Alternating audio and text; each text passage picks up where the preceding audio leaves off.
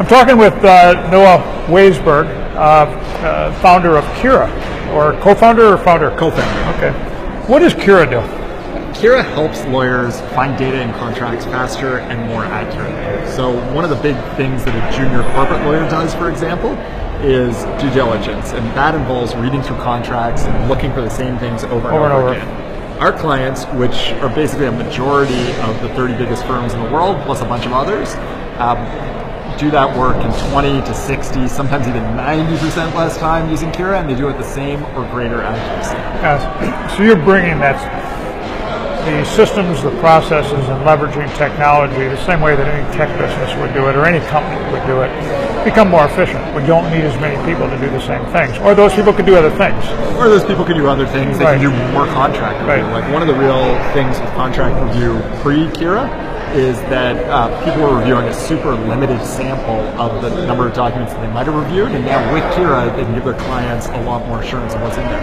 There's also a bunch of corporates who use our software too to help pull data out of their contracts as they're putting it into a contract management system or trying to figure out what's going on with data privacy now that GDPR has come in, or trying to figure out what's going on with their contracts around Brexit, tons of situations like that. Why you? How did you get into this? So I was previously a mergers and acquisitions lawyer at Mongatchell. I spent a lot of time reviewing contracts, and then as I got more senior, supervising people reviewing contracts. Where were you based? Where were you? New York. In New York. Yeah. Where's Kira based? Kira is based out of Toronto. Okay, and that's I'm from Toronto. Yeah. Great place to run a company out of, but and a wonderful place to live with a family. But New York was a good place for practice, and I'm glad I was there. When was that? So we started, Alex Hudek and I started the company together in January 2011. Okay. We were basically a two-person company. We thought it would take us 6 months to raise money, 4 months to raise the software, but if we raise money, we'd still have to spend 4 months building the software, right? And so it was like kind of 6 months versus 10 months. 4 months versus 10 months, and we decided to just start building the software because we thought it would take us 4 months to do it. 6 months later, the software did not work well, and we realized we had no chance of getting money funded because we were going to go to a venture capitalist. And Alex, who has a PhD in comp sci at the University of Waterloo, what are we going to do? Like, my comp sci PhD co-founder says that sometime in the next 10 years, we're going to get this software to work, and it's going to be great. We did not think that would be a very appealing pitch, so we just kept at it and kept working. And after 2.5 years or so, we got it to work properly. So about spring of 2013, but by then, we've been running a business for 2.5 years. No one had given us any money by then, like any revenue, right? And so it's not like we could go out and raise money and say, we've been running this business for 2.5 years and no one's ever paid us any money, but that's going to change. Yeah, tell me about it. When my company grew and grew, LexBlog, we got to the point where for a while we were spending more than we were bringing in, even though we had a large subscription revenue. Totally normal. So then it was the idea, okay, we should raise capital. Well, when you're 11 years old and you've been making a lot of money, but now you're getting much bigger, people are looking at it and saying, we'd like you to get back to breaking even or above, which was really eye-opening for me. So I stayed self-funded through that time. So we were self-funded until like 6 weeks ago, actually. So we'd grown. So we went from like 2 people back in 2011. 2012, we were 2 people. 2013, we went deeper into our savings and hired a couple additional people onto the team, so we were up to 4, but it was like customers occasionally started giving us revenue in 2013. They started using us on projects and saying they liked the system, so things were going a good direction. Finally, summer 2014, though, things started to really change, and we went from being like 4 people literally 4 years ago. Maybe by now we were up to 5, to 8 people by the end of that year, to like 20 people by the end of 2015, to like 35 by the end of 2016. I was talking to one of our UK employees, and he started this week last year. He was employee number 57. We're now at like 122 or something like that, and that, like, the funding totally doesn't come into that at all. Like, so you were able to build this thing from self-funded through a pretty reasonably sized organization. No. Like, so we just took in our first outside capital, again, 6 weeks ago. Right. It's like $50 million for a minority stake. Like, yes, we have grown the business a decent amount, but hopefully we've got way more to come. Right. How did you guys survive? I mean, when you're keeping your heads down, you're doing the work. I mean, what you said was 2 years. Oh yeah, like 2.5 years. Just like, survive on savings. You live on lower expenses. My wife had a good job. She was a lawyer at a law firm, so that helped a bit. I did have a bunch of savings, like some generous bonuses in the wild days, and we kept our expenses low over those years. But then, as I mentioned, there was a point when we decided that we saw other companies coming into the space, and when we were first thinking about it, we didn't think people were ready to start buying software like ours.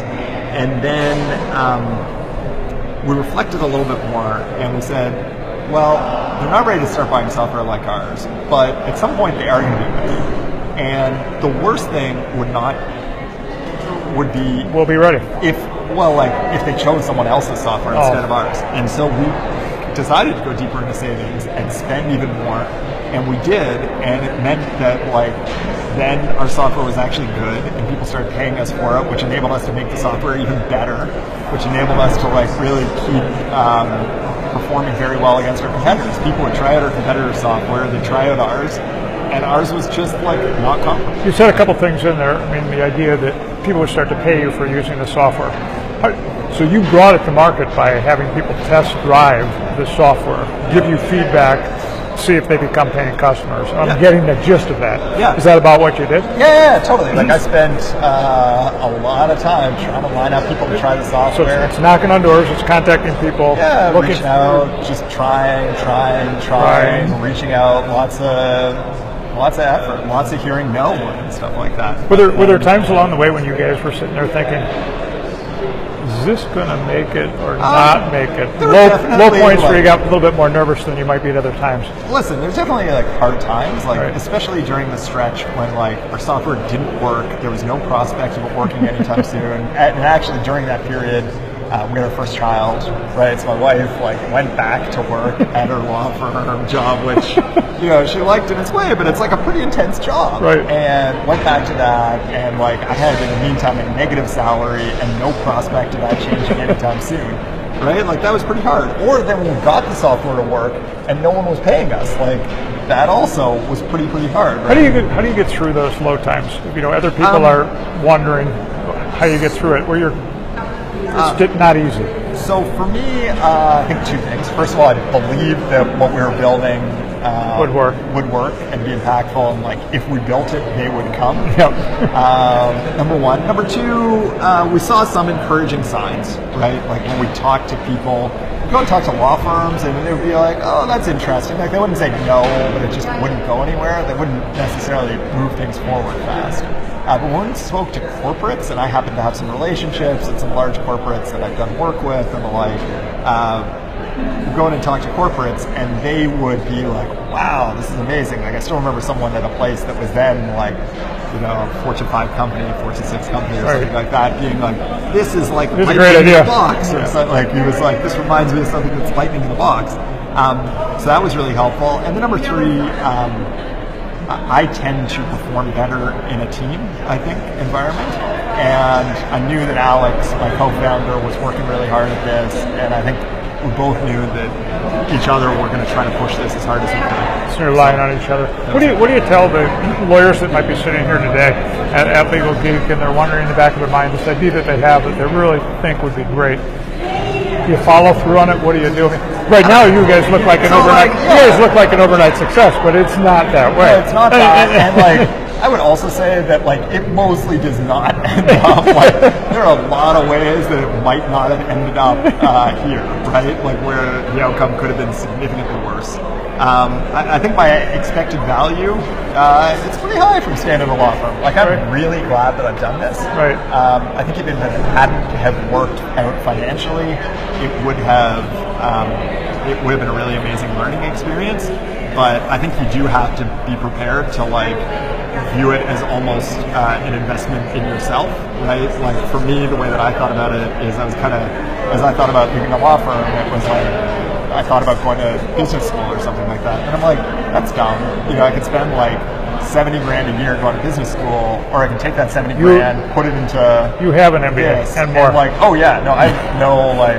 I've had to read a lot of books and stuff like that too, but you can really learn a lot by doing this, and I approached it as thinking about just instead of doing more schooling, why don't I just learn this stuff back? pretty wise to look at it that way now. I had to, after my first company, and it didn't come out the way I wanted to. We got it sold to LexBlog, but somebody said, no matter what it is, you got way more than a Harvard MBA or Stanford MBA. And at first I said, no, I didn't. And they said, no, you did, because I'd never run a business. I'd never founded a business. I had no idea how to go out and get customers, and because you're making it up because you didn't go to school for this.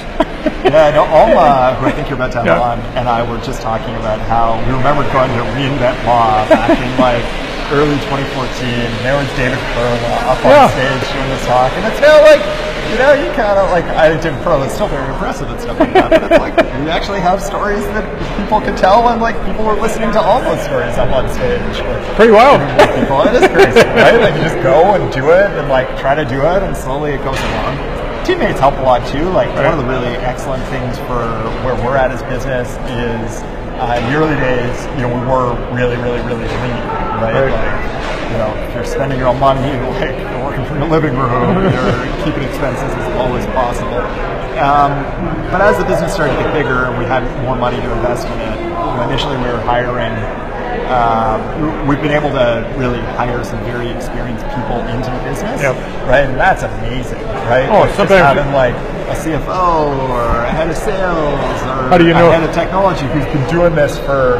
You ask, how do you know this stuff? Oh, I just do. This is what I've learned, and they're doing it for like 15 years, and they're like back when I was at Lexus, like. You know, 12 years ago, or this is what we used to see in this situation, like a head of HR who's been like a head of HR at like big companies. Like these people can teach you so much about how it works, and not just at that VP level, but also even just at like a lot of individual performers in the company who just have taught me so much.